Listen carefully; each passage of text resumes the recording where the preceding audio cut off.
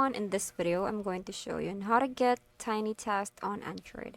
It's very quick and easy, so let's get started.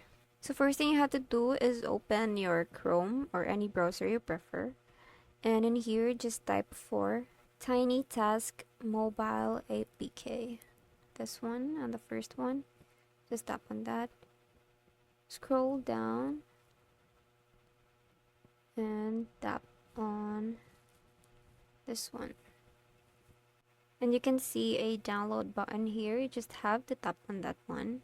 After doing that, you just have to tap it again and then wait for a while, and there you can see at the top it's now downloading. Tap on that one, just wait for a moment. It'll take just a few seconds.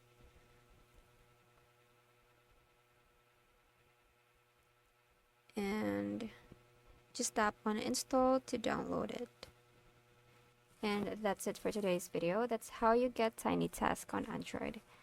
I hope you find this video helpful. Thanks for watching, and I'll see you in the next one. Bye!